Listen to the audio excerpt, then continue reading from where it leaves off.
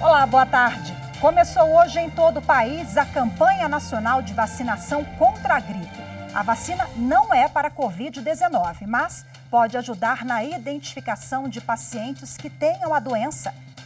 A importância da vacinação é um dos destaques do Jornal da Justiça de hoje. E você vai ver também. Da corrupção para a saúde, ministro Alexandre de Moraes autoriza a destinação de 1 bilhão e 600 milhões de reais para ajudar no combate ao coronavírus. Sinaliza que o judiciário está muito atento, né? E eu acho que o momento da saúde pública é muito correto. Medida provisória editada pelo presidente Jair Bolsonaro permite que empresas suspendam contratos e fiquem 4 meses sem pagar salários.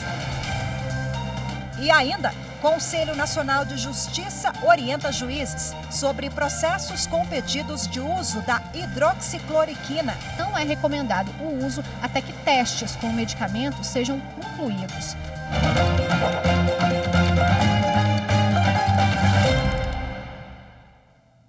O ministro do Supremo Tribunal Federal, Alexandre de Moraes, determinou a suspensão do pagamento das parcelas da dívida que o Estado de São Paulo tem com a União. O Estado é o que registra o maior número de casos da Covid-19 no país. Neste fim de semana, o ministro Alexandre de Moraes também determinou que mais de 1 bilhão de reais recuperados pela Operação Lava Jato sejam destinados a ações de combate ao novo coronavírus. O pedido foi feito pela Procuradoria-Geral da República. Ao todo, o Ministério da Saúde vai receber 1 bilhão e 600 milhões de reais. Dinheiro recuperado pela Operação Lava Jato, que seria destinado à educação, mas que, pela necessidade, agora vai ser encaminhado às ações de combate ao novo coronavírus. Ao tomar a decisão de encaminhar a verba para a saúde, o ministro Alexandre de Moraes ressaltou a gravidade da situação enfrentada pelo país e afirmou que a transferência não vai prejudicar as ações desenvolvidas na área da educação. O ministro da Saúde, Luiz Henrique Mandetta, agradeceu a decisão. Nós podemos, usando esse dinheiro, poder fazer muitas estruturas. Vamos conversar para ver as condicionantes, mas acho que é muito bom, sinaliza que o judiciário está muito atento, né? E eu acho que o momento da saúde pública é muito correto que eles assim o procedam. E aqui eu agradeço não só ao Supremo, ao Ministério Público Federal pela atuação. Em outra decisão tomada neste domingo, o ministro Alexandre de Moraes suspendeu o pagamento das parcelas da dívida que o Estado de São Paulo tem com a União. O objetivo é garantir que o Estado com mais casos confirmados da Covid-19 e mortes provocadas pela doença possa desenvolver ações de combate ao novo coronavírus. A estimativa é que, neste período, mais de 7 bilhões de reais sejam destinados exclusivamente para conter a epidemia. E quem comenta a decisão é a nossa consultora jurídica da TV Justiça, Gisele Reis. Vamos conferir.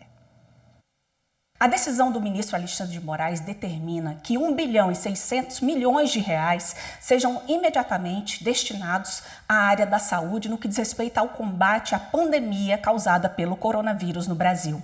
Esse valor estava originariamente previsto para ser utilizado na pasta da área da educação e ele se origina de um acordo feito pelo Ministério Público Federal e a Petrobras no âmbito das operações Lava Jato. Com a decisão do ministro, os recursos que antes seriam utilizados para a área da educação serão imediatamente agora realocados para a área da saúde. Esse pedido contou com a anuência tanto do Poder Legislativo como do Poder Executivo. Manifestaram-se no processo o Senado, a Câmara dos Deputados e a Advocacia Geral da União. Na decisão, o ministro demonstrou a importância de que todas as esferas do governo possam agora, nesse momento, unir esforços para o combate a essa pandemia que assola o Brasil. Brasil e que, se não forem tomadas medidas urgentes, o Sistema Único de Saúde pode ficar assoberbado e não dar conta para tratar toda a população. Então, prevalecendo-se aí o direito à saúde, levando em consideração que esses recursos que estavam alocados para a educação ainda não haviam sido utilizados, houve, portanto, a destinação imediata desses valores para a área da saúde. A ministra Rosa Weber, do Supremo Tribunal Federal, pediu, no prazo de 30 dias, informações ao Poder Executivo sobre os efeitos da emenda constitucional que instituiu o teto dos gastos públicos da União sobre as necessidades decorrentes da pandemia do coronavírus. Rosa Weber pede que os Ministérios da Saúde e da Economia, a Secretaria do Tesouro Nacional e o Conselho Nacional de Saúde informem o montante mínimo aplicado em ações e serviços públicos de saúde. Em petições apresentadas em 3 ações diretas de inconstitucionalidade, o PT e o PSOL pedem a suspensão imediata dos efeitos de parte da emenda constitucional 95 por meio de liminar, para que o teto de gastos não seja aplicado à área de saúde pública em razão da pandemia da doença. Já está em vigor a alteração regimental que possibilita a realização de sustentação oral por meio eletrônico em processos no Supremo Tribunal Federal. As informações com Carolina Chaves. A partir de agora, a Procuradoria-Geral da República, a Advocacia-Geral da União, a Defensoria Pública da União, os advogados e os demais habilitados vão poder encaminhar ao tribunal sustentações orais em áudio ou vídeo. A Emenda Regimental 53 também prevê que, a critério do relator, todos os processos de competência do STF vão poder ser submetidos a julgamento em ambiente eletrônico. Também já está valendo a alteração da Resolução 642 para a realização de sustentação oral em processos submetidos a julgamento em ambiente eletrônico. O advogado e o procurador deverão enviar formulário preenchido e assinado digitalmente, junto com o arquivo de sustentação oral, até 48 horas antes do dia da sessão. O link para preenchimento do formulário e envio do arquivo eletrônico está disponível na página principal do site do STF, que é stf.jus.br. A emenda regimental também permite que, nas sessões presenciais, advogados e procuradores realizem sustentação oral por videoconferência, com transmissão em telões instalados no plenário e nas turmas. Os interessados deverão se inscrever também até 48 horas antes do dia da sessão, utilizando o formulário que será disponibilizado no sítio eletrônico do STF. A Corregedoria Nacional de Justiça deu início hoje à inspeção no Tribunal Regional Federal da 2ª Região. A iniciativa vai até o próximo dia 26. Os trabalhos serão feitos de forma virtual em decorrência da pandemia do coronavírus. A inspeção nos setores administrativos e judiciais do tribunal será realizada por acesso eletrônico ao sistema. Um servidor do tribunal ficará à disposição para tirar todas as dúvidas da equipe do CNJ. Lembrando que toda a comunicação será feita por videochamada. O presidente Jair Bolsonaro editou uma medida provisória que permite que contratos de trabalho e salários sejam suspensos durante o período de calamidade pública. Quem tem os detalhes e conversa agora ao vivo com a gente é a repórter Evne Araújo. Olá, Evne, boa tarde para você. Oi, Rafaela, boa tarde. Essa é uma das ações do governo federal para combater os efeitos econômicos do novo coronavírus no Brasil. Bom, as empresas podem suspender os contratos de trabalho por até 4 meses sem pagar salários. Em contrapartida, precisa oferecer cursos de capacitação aos colaboradores que sejam online. A medida provisória já está em vigor, mas precisa de aprovação do Congresso Nacional. Segundo o governo, a proposta é uma forma de frear demissões em massa no país. Agora há pouco, o Ministério Público do Trabalho divulgou uma nota em que diz discordar em parte dessa medida provisória, porque ela trata da subsistência do salário dos trabalhadores que não podem ser cortados dessa forma. Rafaela. Muito obrigada pelas suas informações, Evne. E você vai ver a seguir, começa hoje em todo o país a campanha nacional de vacinação. Os detalhes no próximo bloco. Continue com a gente. Justiça para mim é o ser humano ser melhor para o próximo, ajudar mais as pessoas, uns crimes, algumas coisas cometidas, ter a lei certa.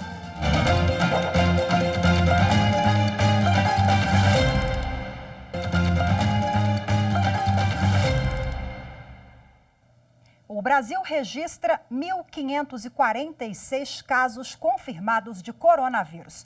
Com o registro de 2 casos no estado de Roraima, agora todos os estados do país possuem casos registrados da doença. Até o momento, são 25 mortes confirmadas, sendo 22 no estado de São Paulo e 3 no Rio de Janeiro.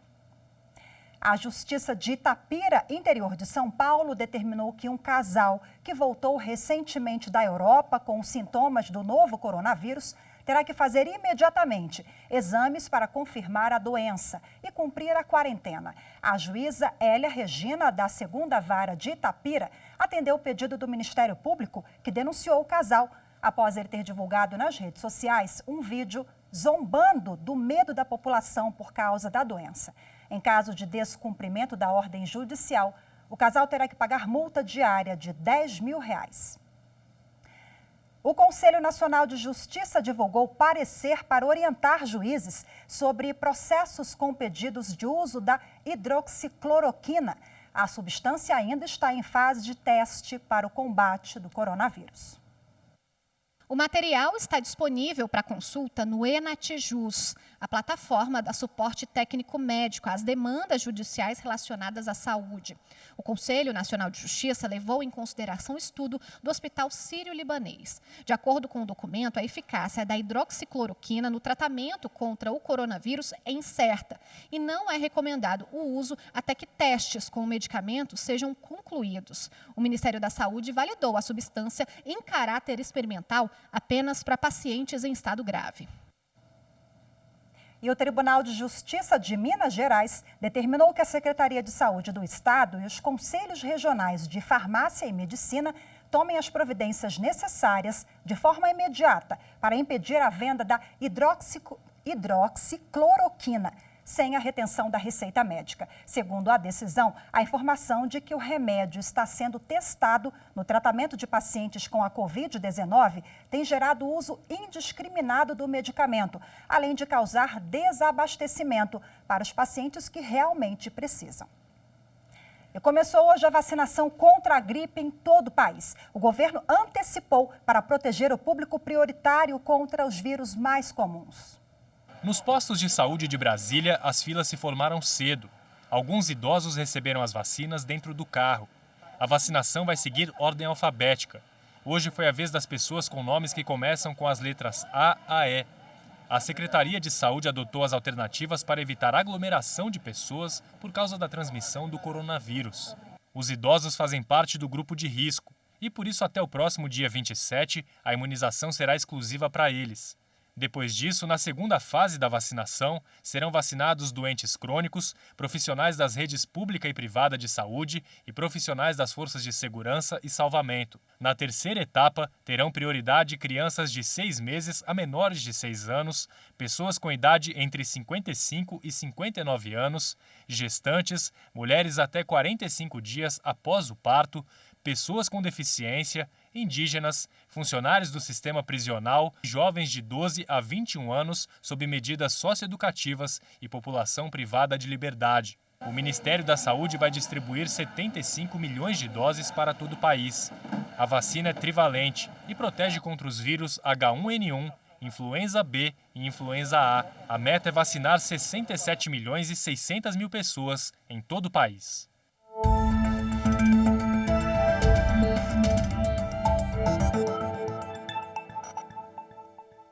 Bom, e lembrando que a vacina não é eficaz contra o coronavírus, mas ela pode auxiliar os profissionais de saúde para excluir diagnóstico para a Covid-19. E para falar mais sobre esse assunto, eu recebo agora aqui no estúdio a médica infectologista Joana Dark Gonçalves da Silva. Seja bem-vinda mais uma vez, boa tarde. Boa tarde, obrigada pelo convite. Bom, ontem, em entrevista coletiva, o ministro Mandetta mais uma vez pediu para que as pessoas, para que os idosos principalmente, não tenham essa aglomeração, essa preocupação excessiva de correr lá para tomar a vacina. Não foi o que nós vimos hoje em todo o país. Infelizmente, as pessoas estão muito preocupadas. E aí houve essa manifestação, essas filas enormes. Isso é preocupante, lembrando que a vacina não é eficaz contra a Covid-19, é isso? É isso mesmo. A vacina, ela é fundamental para a gente prevenir outras infecções que têm os mesmos sintomas. Então, por exemplo, se você adquirir uma gripe agora por esses vírus da vacina, vai ser muito complicado diferenciar e saber se é Covid-19 ou se é, por exemplo, H1N1. Então, apesar da gente estar nesse período de isolamento, né, de isolamento social, é fundamental vacinar contra a gripe, porque assim vai fazer com que a gente, ao atender o paciente, já tenha noção de que, vacinou, que bom, então possivelmente não é gripe, aí pode ser Covid ou outra doença parecida. Mas é importante frisar que o Ministério antecipou essa campanha para o grupo de risco, né? Isso, o grupo de risco, no caso, os idosos, né? A gente tem aí, são os que mais morrem nesse período, apesar da gente já ter outros casos graves também aqui no país. Mas, assim, o idoso, ele tem que se vacinar, ele tem que se cuidar. Agora, o sair de casa é um risco. Então, eu tenho que saber como me comportar no momento em que eu for fazer a vacina. E também as autoridades, eu acho que a gente deve tentar priorizar uma forma de evitar aglomerações, para que as pessoas não possam aí estar se infectando com outras doenças quando saem para se prevenir. A senhora falou agora como se comportar, né? Como? Então, o ideal, assim, se eu tenho que sair, porque se muitas pessoas têm uma estratégia que a gente chama de vacina extramuro. Alguém pode ir em casa vacinar. Alguns serviços públicos e particulares oferecem esse serviço para aquelas pessoas que têm mais dificuldade de locomoção. Então, se puder vacinar em casa, melhor. Se tem que sair, aí eu tenho que ter alguns cuidados. Por exemplo, eu vou para uma fila, eu tenho que manter uma distância mínima segura do outro. Qual é a distância mínima segura? 2 metros. Porque se alguém tossir, se alguém espirrar e eu estiver a uma distância de 2 metros, aquela gotícula não vai me atingir para me infectar. Essa é uma coisa. Eu tenho que evitar conversas, né? Porque quando a gente conversa muito, a gente acaba eliminando gotícula. Se eu tiver algum sintoma respiratório, não vá. Fique em casa e aguarde outro momento, porque a gente ainda não está com circulação dos vírus da gripe. Essa foi uma antecipação para evitar. Então, se você tem sintoma respiratório, aguarda um pouco.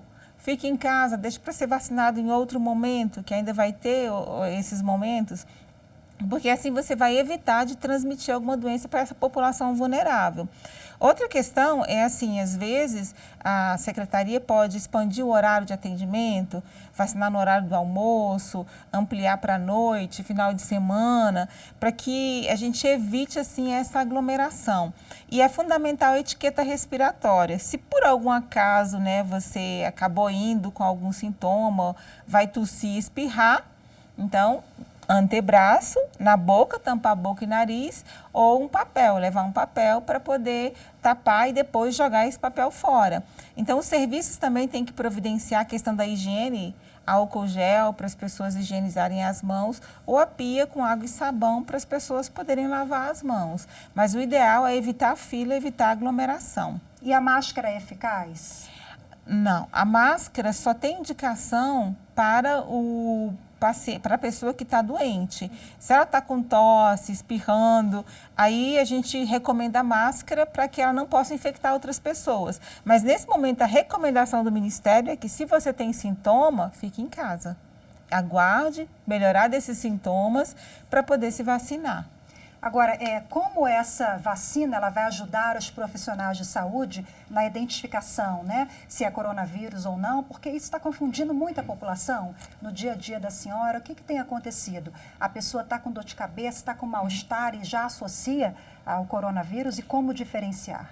Isso, então, nós temos aí o coronavírus, nós temos a influenza, né, que é os vírus da gripe, e só nessa vacina da gripe, por exemplo, na rede pública, são 3 vírus diferentes que podem causar os mesmos sintomas do coronavírus.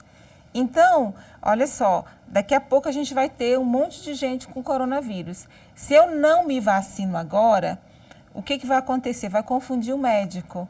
Você vai para o hospital achando que você está com coronavírus e, na verdade, você está com uma gripe, com uma influenza. Se você se vacina, você não vai ter influenza. Se você não se vacina e você tem os sintomas gripais, você vai para o pronto-socorro achando que está com coronavírus. E aí você pode pegar o coronavírus. Entendeu? Mas aí a vacina, só quem deve tomar, aquelas pessoas que estão sadias, né? Não pode tomar quem está com febre, quem já está gripado. A vacina, a única contraindicação para você não tomar é febre. Mas a vacina ela é indicada, nesse momento, começou pela população idosa, mas ela é recomendada para as pessoas que têm doenças crônicas, gestantes, para toda a população vulnerável. Doutora Joana Dark Gonçalves, mais uma vez, obrigada pela disponibilidade em conversar com a gente.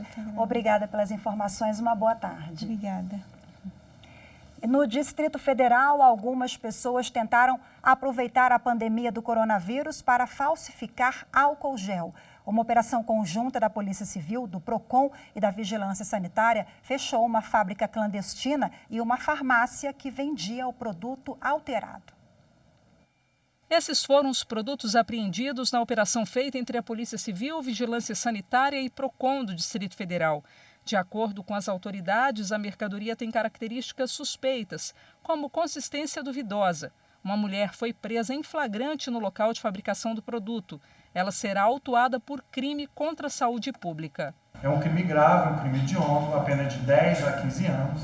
As pessoas que cometem esses tipos de crime, ela tem total desrespeito com o ser humano, porque elas colocam em risco a saúde e até a vida dos outros. Na fábrica também foram apreendidos cerca de 400 frascos, já com a substância, e mais de 3.200 embalagens prontas para uso. A recomendação das autoridades é que o consumidor fique atento e não compre produtos de origem duvidosa. Não compre produtos clandestinos, não compre produtos de origem desconhecida. Isso vale até para um alimento na rua, que você não sabe como ele foi feito, até um produto que está numa prateleira de uma drogaria, que é também corresponsável pelo processo, porque ela tem que classificar os seus fornecedores. Fique atento ao preço, ao preço do produto. Se o preço destoar muito do que é praticado no mercado, desconfie, denuncie ao PROCON e à Polícia Civil e à Vigilância Sanitária. E também as características dele, se for embalagem desconhecida, uma marca desconhecida, tente observar essas características e alguma dúvida dela, entre em contato com um desses 3 órgãos. O ex-senador Luiz Estevão teve pedido de prisão domiciliar negado pela juíza da Vara de Execuções Penais no Distrito Federal, Leila Cury. Luiz Estevão pediu à Justiça para cumprir a pena em casa em razão da idade avançada e de fazer parte do grupo de risco em caso de contrair o novo coronavírus. A juíza entendeu que, embora o empresário tenha 70 anos, não há comprovação de que ele tenha alguma doença que possa potencializar a Covid-19 e acrescentou que ele deve receber os mesmos cuidados dos outros detentos de mesma condição.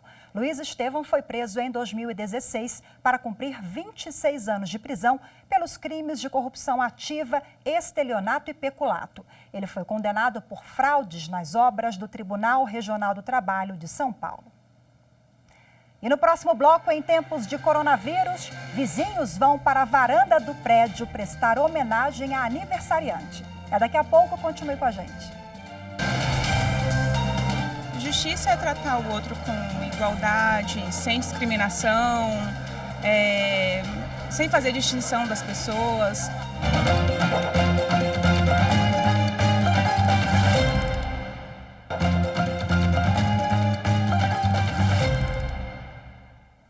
O governo federal determinou no último domingo o fechamento temporário da fronteira terrestre do Brasil com o Uruguai por causa da pandemia do coronavírus. A portaria publicada em edição extra do Diário Oficial informa que o prazo pode ser prorrogado diante do aumento de casos da Covid-19. As restrições não se aplicam a brasileiros, cônjuges estrangeiros de brasileiros, estrangeiros que tenham filhos brasileiros ou residentes no Brasil. A entrada não será proibida para tráfego de cargas, execução de ações humanitárias e a passagem de residentes fronteiriços. Na semana passada, o governo já tinha fechado a fronteira terrestre de 8 países por 15 dias. A 15ª Vara da Justiça Federal do Rio de Janeiro determinou que o ministro da Saúde, Henrique Mandetta, e as autoridades estadual e municipal do Rio apresentem em 72 horas o plano de combate ao novo coronavírus no estado. A juíza Carmen Silva Lima, de Arruda, atendeu o pedido da Defensoria Pública da União. As autoridades vão ter que esclarecer, por exemplo, a previsão de novos leitos e o cronograma de instalação deles nos hospitais públicos. Além disso, terão que ser informadas a previsão de compras de equipamentos de proteção individual para os profissionais da saúde e como as informações sobre a Covid-19 serão atualizadas nos meios de comunicação oficiais do Rio de Janeiro. 3 pessoas morreram no estado por causa da doença. Bom, e parece que a maioria das pessoas finalmente entendeu a importância de ficar em casa. Teve gente que aproveitou o fim de semana para colocar o trabalho em dia. Pais incentivaram o estudo dos filhos. Enfim, cada um fez o que era viável dentro do possível. Algumas pessoas mandaram um vídeo para a gente mostrando como estão se virando na quarentena. Vamos conferir. Meu nome é Vitória, tenho 20 anos, moro em Salvador. E o primeiro final de semana de quarentena foi bastante complicado aqui. Quase tudo interditado, as praias, shoppings, comércios. Então, todo mundo ficou em casa, se dedicou à família, se dedicou ao home office. E torcendo muito para que todo esse caos passe e a gente volte à normalidade das nossas rotinas. Oi, pessoal, eu sou a Iesca. Meu nome é Manu. E você tem quantos anos? 4. Nós estamos aqui em Juiz de Fora, nós somos do Rio de Janeiro. Estamos aqui cumprindo nossa quarentena, viemos passar 15 dias aqui. E a gente está brincando aqui na varanda da vovó, não é isso, Manu? E a gente vai se virando nos 30. É assim que tem que ser, cada um fazendo a sua parte, que no final tudo vai passar e vai dar tudo certo. Oi, meu nome é Laura, eu tenho 26 anos, sou de São Paulo, estou trabalhando em regime de home office, eu atuo no mercado financeiro. Esse final de semana de quarentena oficial, eu aproveitei para fazer exercício em casa, curtir a família, enfim, colocar em ordem as prioridades que às vezes a gente deixa passar. Juntos somos todos muito mais fortes. Bom, aqui em casa a rotina está bem diferente, né, por conta da quarentena. E nós estamos em casa, não saímos. E a rotina das meninas mudou. A escola está mandando, né, atividades para casa. Então, elas de manhã elas acordam, fazem as atividades. E depois vão lá para fora, tomar um sol no quintal, brincam de bola, andam de bicicleta. Bom, em Brasília, vizinhos foram para a varanda dos apartamentos para comemorar o aniversário do pequeno Daniel, que fez 1 aninho. Mais uma festinha de aniversário. É o Dan! Aniversário de 1 ano do Dan. Ai, que bacana! E parabéns ao pequeno Daniel, que fez 1 aninho. Iniciativas como essa ajudam a passar mais rápido a quarentena, né, de forma mais leve. Mande o seu vídeo também. Conte pra gente como você está se virando, tentando se distrair na quarentena. O Jornal da Justiça de hoje fica por aqui. Você acompanha agora o programa especial Coronavírus. Eu te espero já já. Boa tarde.